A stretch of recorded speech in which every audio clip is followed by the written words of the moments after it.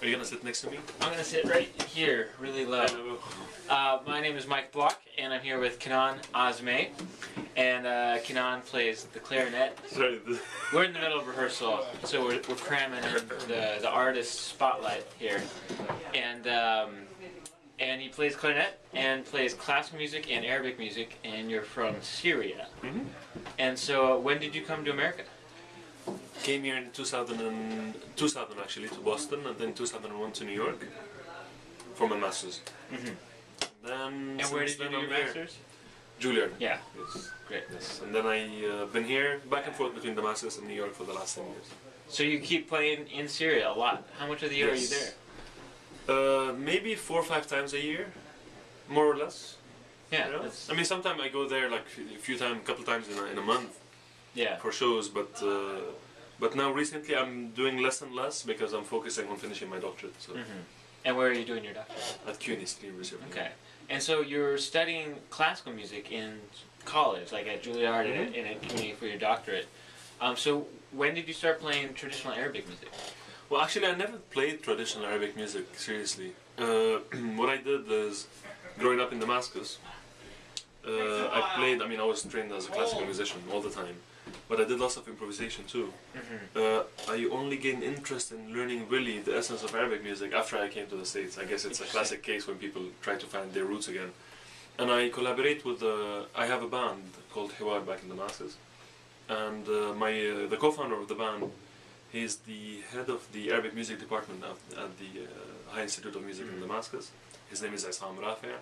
And through him, actually, I got introduced to the actual traditional Arabic music. Right. Well, now what I do is I write my own music that mixes, not for the sake of mixing, but that borrows vocabularies from different things that I was exposed to, including Arabic music, classic music, jazz, and other genres. And I actually don't know, but you're the only clarinet player I've heard playing traditional Arabic music.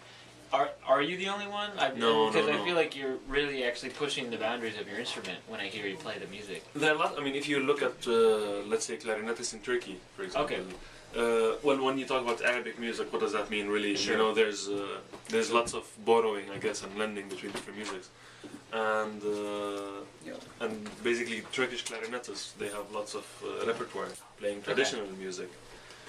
Therefore, I'm definitely not the only one. I see. But always you try to find something unique about yourself, and I guess what unique is you look around to see what you've learned throughout the years and try to make something out of that.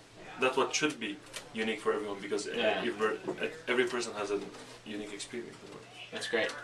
And so on this Saturday, when we play at Gala NYC, what are some of the things that you're going to be doing with your band and some of the collaborations you're excited about? Well, the band, this quartet that I started a few years ago, 4 or 5 years ago, has actually some of like my best friends here in New York. Carl San on guitar, Josh Myers on bass, and John Hatfield on percussion. We're gonna play one of my tunes. It's called Wedding. We're gonna do this on our own, but in the meantime, we're gonna do a piece called November 22. We're gonna be joined by another good friend of mine. His name is Mike Block, the guy. And it's always nice because we always like to invite other people to play with us, and because the tunes go into another direction. Yeah. That's something that interests us a lot as a band, and me as a musician, and also to see how the music I write has been looked at in a way totally different than the way I want it. Yeah, sure. I love that. I love that aspect about music making in general, whether it's classical or Arabic or whatever. And we're gonna do a Vivaldi arrangement with you and Anastasia. Yeah, and that's really exciting. Going back to your classical roots. Yeah, actually, it's even going back to an earlier classical roots, because the clarinet didn't exist really in terms of we know it now in Baroque music. So it's nice to. So we're pushing the boundary backwards too, which I think is nice. And what I love about the whole project, about the whole concert, is that genre is totally irrelevant. Music is music, and whether it's Eastern, Western, classical, techno, rock, it doesn't matter. It's all about people. It's all about what they do. It's all about saying what you want to say and being convinced with what you want to say, and then the audience can take different elements. You're giving the audience the freedom to choose what they want, and to be exposed to the other stuff too. Right. And that, I think, is quite rewarding for us on stage too. Yeah, great. Thanks, Kinan. Your website is kinanazmeh.com.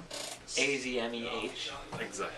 And do you have any albums for sale up there? Is there anything else you want to I tell? have 4 albums out. 2 of them with the band Hiwar, the band that I founded in Damascus about 8 years ago. And there's a duo album with Dinuk Gujaratne, a Sri Lankan pianist who lives in Canada. Now it's also on sale. You can find links to YouTube, to iTunes and Amazon online. And also there's an album with my contemporary German music group that actually we commissioned Arab composers to write like new classical music for us. And that's also online. And there's a film score that I've done that is also on iTunes and on Amazon. That's great. Thanks, Great. Kinan. Thanks, man.